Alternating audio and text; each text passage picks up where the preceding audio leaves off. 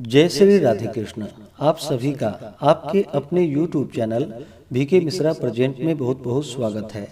आइए सुनते हैं कार्तिक मास महात्म्य 10वें अध्याय की कथा।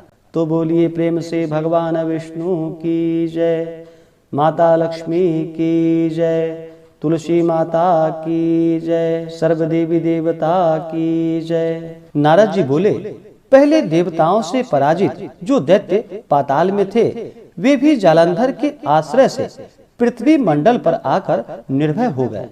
एक समय राहु का सिर कटा हुआ देख दैत्यराज ने उसके सिर कटने का कारण शुक्राचार्य से पूछा। तब शुक्राचार्य ने देवताओं द्वारा कराए गए समुद्र मंथन का वृतांत बताया और रत्नों के हर लेने तथा दैत्यों के पराभव का वर्णन किया। तब जलंधर अपने पिता का मंथन सुनकर क्रोध से लाल नेत्र कर घस्मर नामक दूत को इंद्र के समीप भेजा। दूत ने स्वर्ग में जाकर सुधर्मा नामक देव सभा में प्रवेश किया। अखर्ब मौली वह घस्मर देवेंद्र से अद्भुत वचन बोला। उसने कहा कि समुद्र के पुत्र जलंधर सब दैत्यों के स्वामी हैं, मैं उनका दूत हूँ। उन्होंने जो कहा है सो सुनो। मेरे पिता सागर को तुमने पर्वत से क्यों मथा, और तुमने जो रत्न हरण किए उन्हें तुम शीघ्र मुझे दे दो। इस प्रकार दूत का वचन सुनकर विस्मित इंद्र भयानक घस्मर से भय और क्रोध युक्त हो बोला।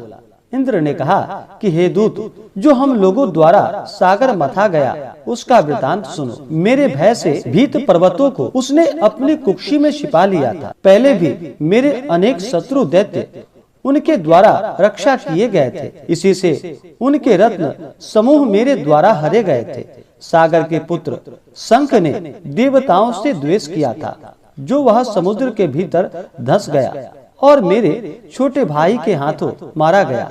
अतएव तुम जाओ और समुद्र मंथन का कारण जलंधर से कह दो। नारद जी बोले, तब इंद्र द्वारा विसर्जन किया गया दूत पृथ्वी पे आया और इंद्र का सब संदेश दैत्य से कह दिया।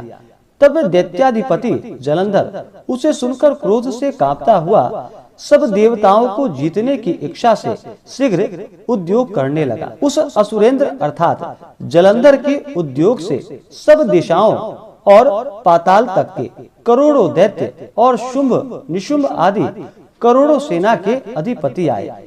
तब जलंधर ने स्वर्ग में जाकर नंदन वन में डेरा डाला और स्वर्गपुरी को घेर कर स्थित हुआ। बड़ी भारी दैत्यों की सेना को देखकर देवता कवच धारण कर युद्ध के लिए अमरावती से निकले। तब देवताओं और दैत्यों की सेनाओं में युद्ध होने लगा।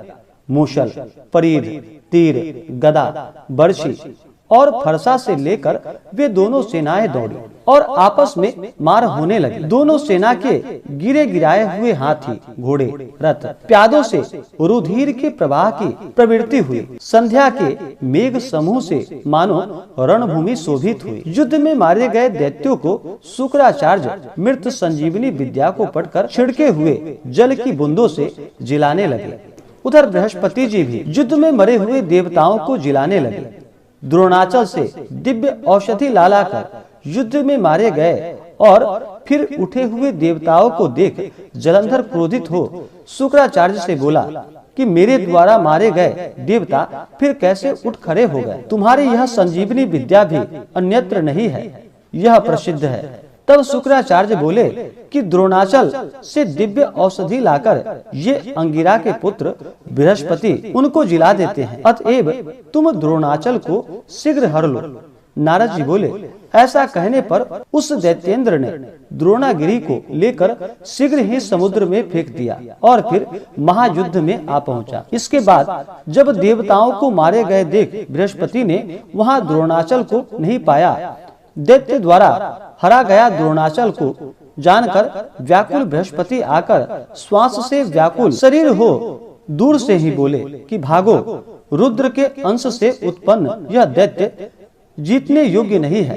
इंद्र के काम का स्मरण करो, अर्थात इंद्र ही के उपद्रव से यह उत्पन्न हुआ है। उस समय देवता बृहस्पति के वचन सुनकर भय से व्याकुल और दैत्य द्वारा बद्यमान हो दसों दिशाओं को भाग गए। सागर का पुत्र दैत्य देवताओं को भागते देख शंख, भेरी और जय का शब्द करता हुआ अमरावती में प्रवेश किया। नगरी में दैत्य के प्रवेश करने पर इंद्रादिक देवता उस दैत्य द्वारा सताए जाने पर सुमेरु पर्वत की गुफा में जाकर रहने लगे। वह दैत्य देवताओं को जीतकर अमरावती में राज्य करने लगा। इसके बाद वह असुर इंद्रादिक सब देवताओं के अधिकार में शुंभादिक श्रेष्ठ दैत्यों को पृथक पृथक स्थापित करके सुमेरु पर्वत की गुफा की ओर गया। इस प्रकार से कार्तिक मास महात्म्य में 10वें अध्याय की कथा पूर्ण हुई। तो बोलिए प्रेम से भगवान श्री हरि विष्णु की जय, माता लक्ष्मी की जय, माता तुलसी की जय, देवादिदेव महादेव की जय, सर्वदेवी देवता की जय। हमारे चैनल पे अगर आप नए हो, अगर आगे के अध्याय की कथा को सुनना चाहते हो तो हमारे चैनल को लाल बटन दबा करके सब्सक्राइब करें, साथ में बेल आइकन घंटी को दबाएं ताकि मेरे वीडियो का नोटिफिकेशन आपको समय से मिलता रहे। वीडियो को लाइक करें, शेयर करें। सुखी रहें और स्वस्थ रहें। जय श्री राधे कृष्ण। धन्यवाद।